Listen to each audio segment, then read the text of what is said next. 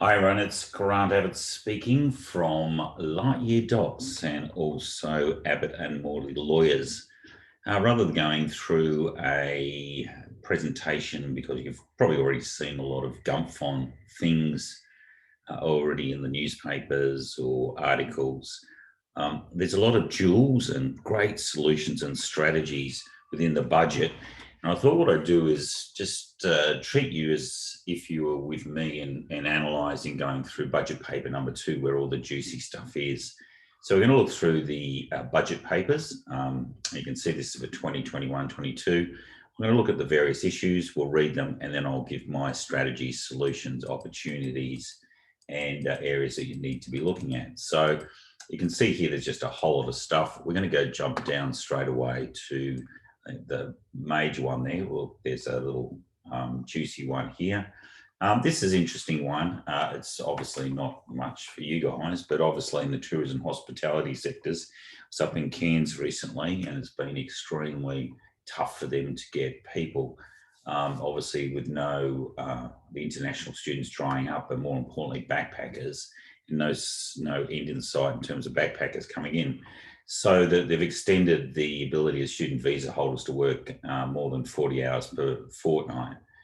So that will help a lot, particularly with the international students that are here already. We've also got a couple here. Corporate tax. I thought this is interesting. I must admit, I didn't ever really see this, and some of you might be on top of this. I'd love to go down and do a deep dive into the legislation. But you've got a corporate collective investment vehicle, which I believe we should have had for a long time, and that instead of investing through a unit trust, which is essentially what the most managed funds investments are, will be operating through a company.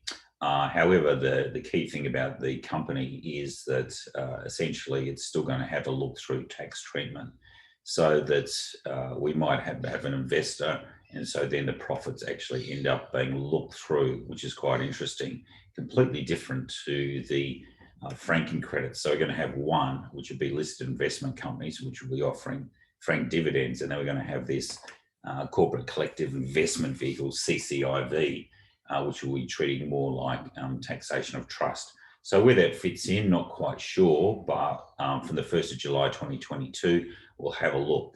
For those of you who are doing syndications and property investment, it's going to be an interesting one, which way we're going to choose in relation to that. Digital economy strategy, well, I thought this is quite good, so that for those such as if you're looking at building apps or long-term software solutions, which generally only last a couple of years at this point in time. So what will happen is taxpayers, rather than having a certain write-off for patents and designs, copyrights, and more importantly, in-house software, you'll be able to do a self-assessment there. So however, it will only apply to assets acquired, well, obviously either acquired or developed after 1 July 2023, post temporary full expensing. So that's an interesting one as well. So I thought this was, I think this is a great idea, and we're looking at superannuation here. Probably it's not going to be a huge impact. It'll definitely be one to, I'm not sure how it's going to work procedurally, but what we're going to do is there's an early release of super to victims of family and domestic violence. It doesn't say how much they can release at any point in time, but one of the big issues around family violence and domestic is a lot of people do not want to leave because they're concerned about finances. So be able to access super is a pretty good idea. It'd be interesting to see if you could actually access the super of the person who is perpetrating the violence on you. So there's still a lot of work to be done on that one, but we've already seen the early release work and the procedures from the tax office. So obviously it'll be meted and go through the tax office in that regard. The next one I thought was really interesting is employee share schemes. Obviously, we've got Michael Jeffries at Optimum Eventum, who does, and also I Love Accounting, and does a lot of the employee share schemes. So we've got a bit of an upgrade there, which is quite interesting because generally there was a requirement that taxation would occur at the cessation of employment, or where there's no risk of forfeiture restrictions. So now what we've got is we've got essentially a maximum period of deferral for 15 years. So that's going to be quite a significant amount. We've also got, the government also reduced red tape by removing regulatory requirements for ESS, where employers do not charge a lend to the employees, or where employers do charge a lend, streamlining requirements for unlisted companies. So I think that's really a big one. You can see there's $550 million they're expecting is going to be reduced there. So that employee share space I can see is really going to take off, particularly in the current environment where we're not getting enough skilled workers, and we want to keep workers, because the thing that's always said to me is we can't keep our people or someone's leaving or that. This is a great incentive. So employee share schemes, big tick there. Family via super, great tick there as well. First home super saver scheme. I think this has gone under the radar. So if you can imagine, for example, we've got a family trust. Family trust distributes to a grandchild, or obviously if it's a bloodline, goes down to grandchild. They put in $15,000 of tax deductible contributions in a year, and over 3 to 4 years, one is going to clean out a lot of the tax liability, if you think of how many grandchildren there might be in a large family trust. And then what will happen from there is the releasable amount is going to go up to $50,000. So that's pretty exciting. So it's anything which the government expects will have occurred by the 1st of July. So voluntary contributions made from that up to the existing limit of $15,000 will count towards the total amount able to be released. The increase in maximum releasable amount will apply from the start of the first financial year after all is sent. So it's actually going to, I would expect it to start from the 1st of July 2021. We've got to take the 50. So it's absolutely crucial to effectively put that $15,000 a year in this year to lead up to 30 June. So I see that's as an exciting opportunity, because the money goes in, and then of course you can pull it out for the first home super saver scheme. And if, again, you could do that, and you could have like 2 or 3 of a family group bundling together to use the money as a deposit. So I think that that's something that's useful. There's a few technical changes which we won't go through there. Reducing the eligibility age for downsizers, so it goes from 65 to 60, which I think is a great thing, because essentially at age 60 we can virtually access our super. Remember, we only need to give up one form of gainful employment post age 60, and effectively we can access our superannuation. So downsizer contributions of $300,000 can be made from the selling of the home, and we can see that that's happening in this really hot market. I'm up here at Twin Waters, and obviously a lot of the Melburnians and Sydney siders and country folk are coming into Sunshine Coast to buy up properties, but it also means that a lot of retirees who are here in Sunshine Coast have been extracting great value out of their properties here, and then going up to places like Harvey Bay, Bundaberg, or even higher, to then use some part of their monies for savings. And what perfect way to do it than into a self-managed superannuation fund. And it really means that, you know, if you look at a 60-year-old who's going through this downsizer, even if they're working still full-time, it's a great opportunity. Sell down, move into another property. You've got husband and wife or spouses, $300,000 a piece at $600. They might have like $400 to $500 already sitting in industry or retail funds. Great. As soon as you do that, that's a great opportunity to set up account-based pensions inside a self-managed superannuation fund. So I think that this is going to be a really great opportunity, and very clever to bring it down from 65 to 60. Look, you know, for those of you who are more marketing oriented, I'll be getting in touch, particularly if you're up here Sunshine Coast or anywhere. Have a look at the local real estate agents and get them sniffing out for someone who's over age 60 who's selling their property. So there you go. You've heard it from me. A great little marketing idea there as well. I think this is, oh, let me just highlight this. This is a great one. So finally, they got rid of the work test. So let me read this out directly. The government will allow individuals aged 67 to 74 years. Remember, they extended it to 67 years last year, for this year, to make or receive non-concessional, including under the bring forward rules, so that you'll be able to be 74 and still do a 3-year bring forward, or salary sacrifice super contributions without meeting the work test, subject to existing contribution caps. So first off, 2 ones are non-concessional.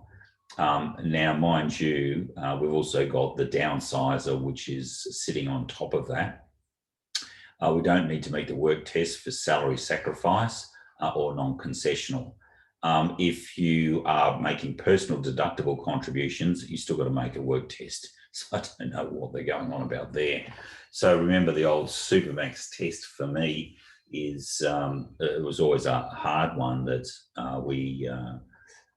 in the past, we've got our family trust, 40-year-old who's working family trust, got parents who are 75 or 72, 73, we have to get them to work. Quite often we would make a distribution directly down from the trust into their name, and then they would make a deductible contribution to super. And then, of course, that would then be used to provide for expenses, etc., of the family and potentially making them financial dependents. Of course, there was always the issue around getting the work test. Now that work test is gone, but it means that we need to go through the employment process. So if we have a look at family trust, we can employ someone who's 73, 72.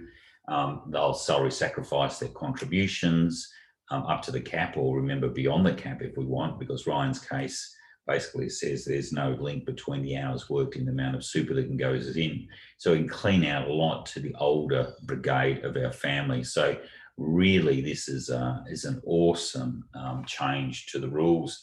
We should have probably gone up to 80, but anyway, we're in a pretty good position there. So it's certainly going to simplify.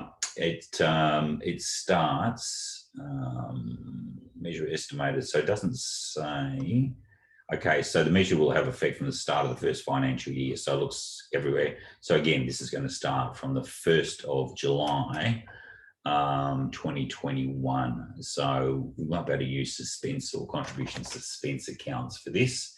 However, we want to make contributions obviously up to 30 June and then start kicking in next year.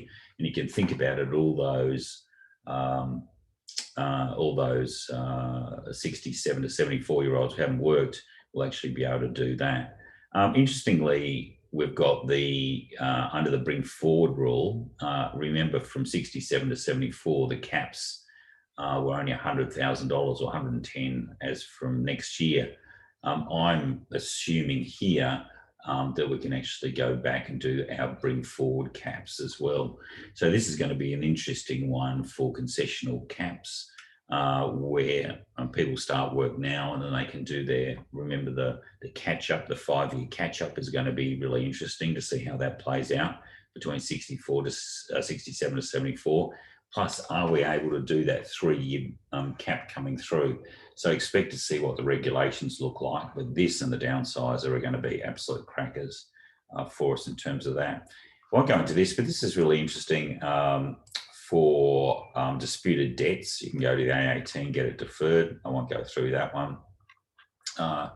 Let's see what else. Again, this is what I do. I look through the legislation, look at modernising individual tax residency rules.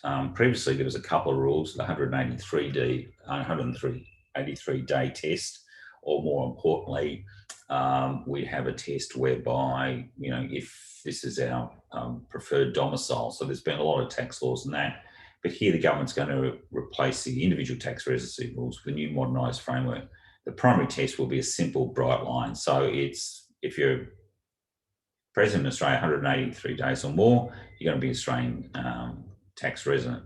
If you don't meet the primary test, then you're going to be subject to secondary tests, which is going to be physical presence measurable.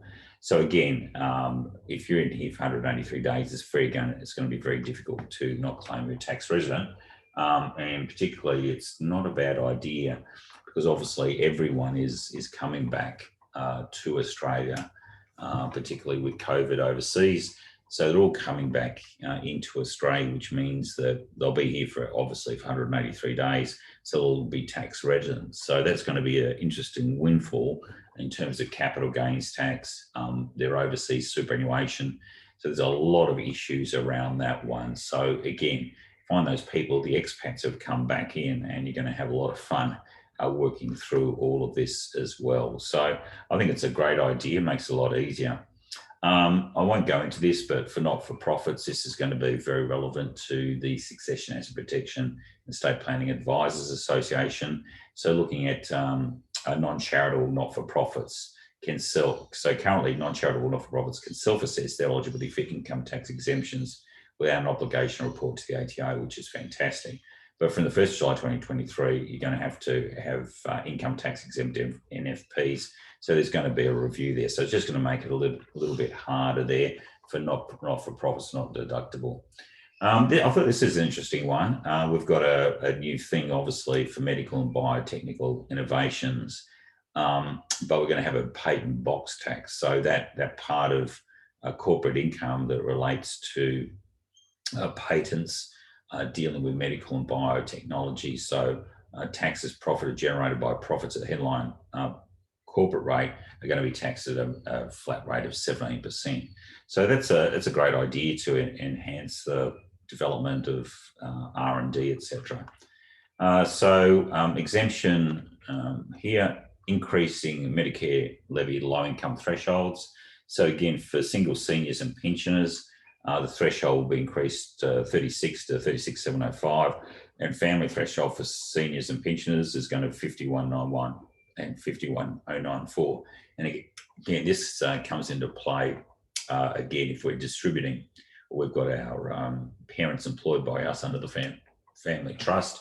You know, you've got that 67 to 74, make contributions in, no PAYG, plus obviously if they go over the cap, it's going to be that amount over the cap is going to be forming part of the assessable income. And then obviously we have to look for thresholds there for Medicare, but we'll be able to escape the threshold. Thank you very much. Thank you very much in terms of that uplift.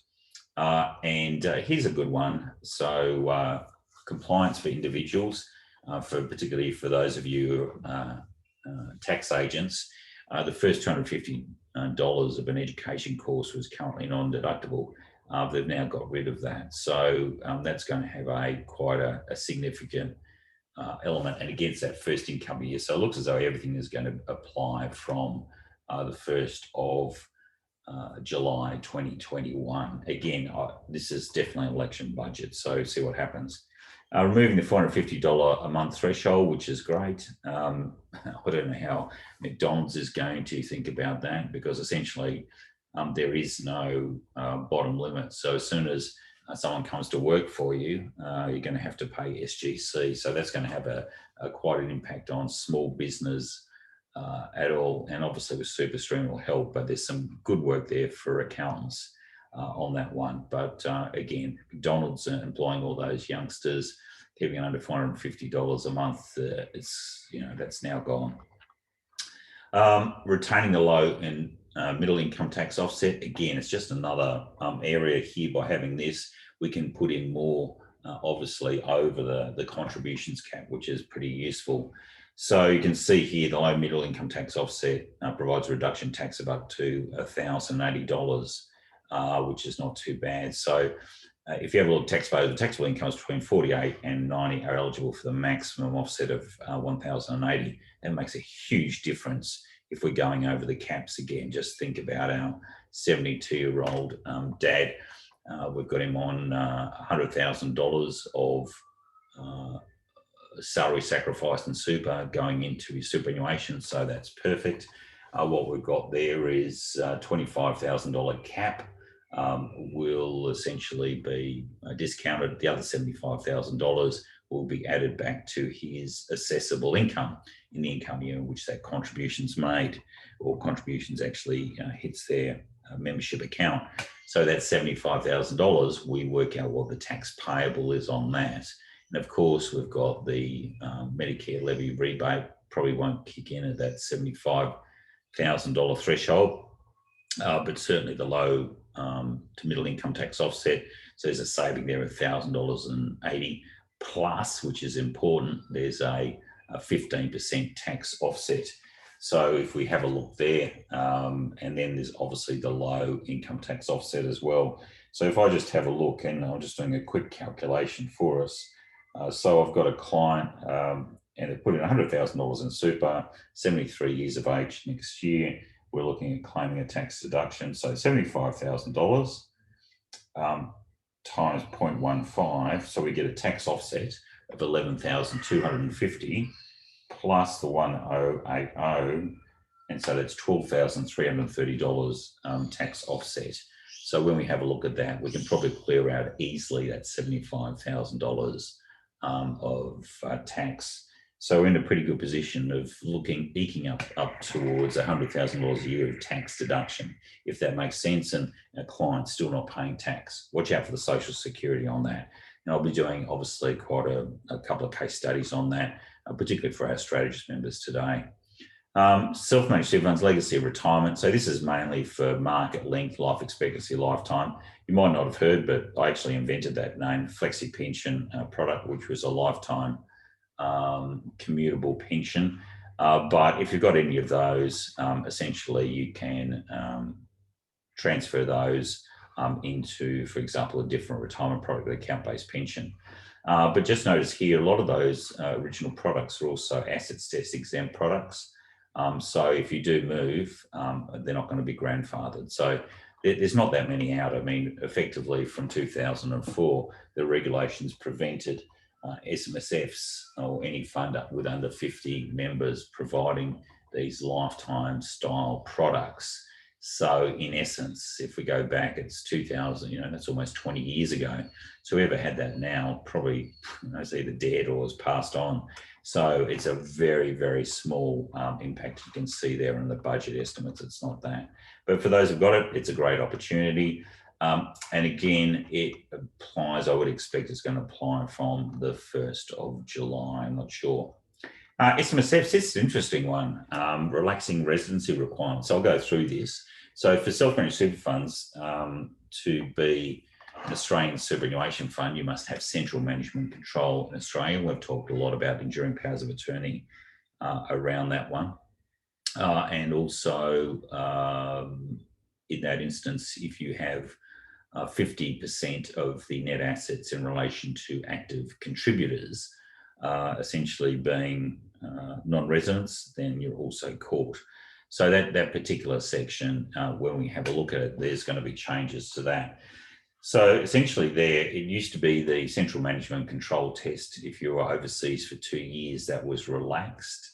So as long as you were only on secondment for 2 years, you're in a pretty good position. If you go overseas permanently, then obviously you need to use an EPOA, but that now has been extended to 5 years. And again, it'll apply from the 1st of July, 2021.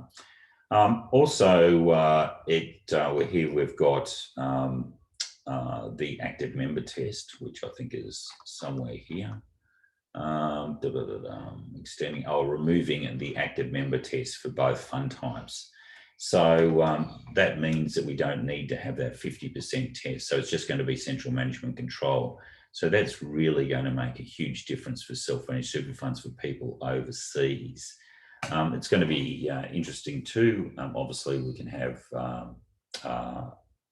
people going overseas, but with that active member test, I'm just going to sit and wait and see what the regulations come in terms of making contributions or overseas members are making a contribution into an SMSF, so that even if we've got one person who controls the whole fund, I just want to wait and see that, because I personally think that this might open it up to overseas people investing through self-managed super funds.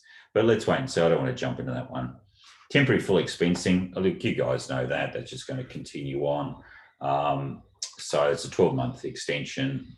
Look, you're accountants, you know a lot better than I do around that one. I like this temporary loss carryback extension. So that carries through to the 2022-23 return so I can come back and do losses. I know that when we come around on Friday, I'm doing a session with Tim Munro.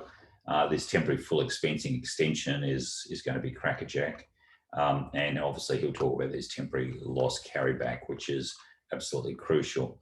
So on the payment measures, there's just a couple of little things I wanted to show to you.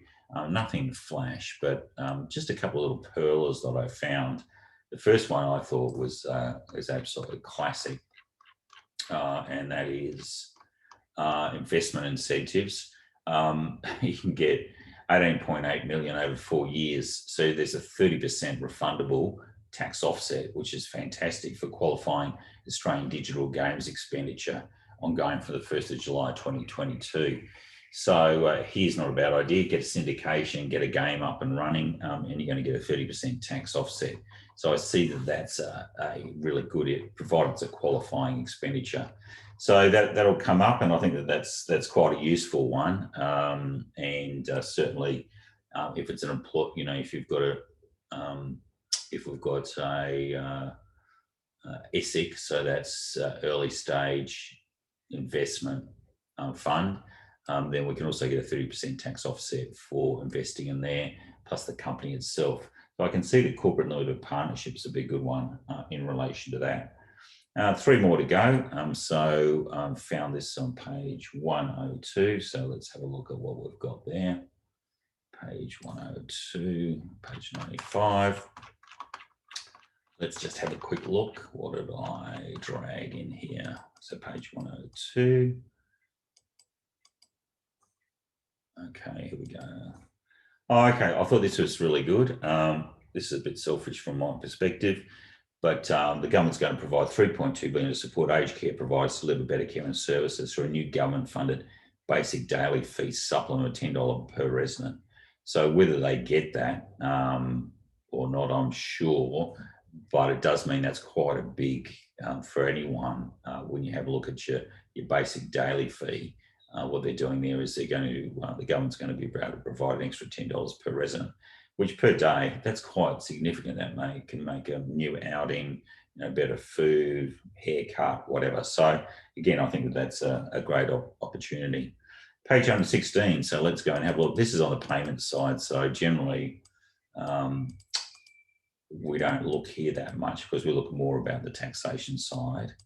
Okay, mental health, look, I think this is great. Look, I know firsthand the mental health, not me personally, but from my children who were subject to lockdown last year in Melbourne, has had quite a significant impact on their mental health. But kudos for the government for putting so much money into mental health. I think this lockdowns is really going to come back and bite us on the bum at some point in time. And we're already starting to see that as well. And that next generation are really having significant problems. The last one, which is page 182. So it's my last, well, I can't see 182. And when we have a look there, page 182 is increasing the flexibility of the pension loan scheme. So instead of doing a early release or a reverse mortgage, government actually has a reverse mortgage there for you. So you can access 2 lump sum advances any 12 months on your existing property, up to a total 50% of the maximum annual rate of the age pension. So that's a great idea. And so there's no negative equity, which is good, raising awareness of the pensions loan scheme. So I think that I had a really good look at that. It's very easy, very simple, and can apply instead of, particularly those people who don't want to go through that reverse mortgage, although there are some good reverse mortgage providers. Anyway, that's my idea of the budget. So lots of stuff where I think this is going to boom self-managed super funds, particularly at that upper end when people are in a position of being able to access their super already. Why not put it into a self-managed super fund rather than leaving it outside? Because if we have a look at it, and look, it'll be some great opportunities to move commercial properties, business real property, farms, etc., into self-managed superannuation funds, whether it's using the downsizer, or alternatively that 67 to 74 is going to make a huge difference. I want to do a deep dive residency rules. So I see this as really a strong self-managed superannuation fund budget. And that only means that's great news for all of us in that SMSF sector. Anyway, it's Grant Abbott signing off.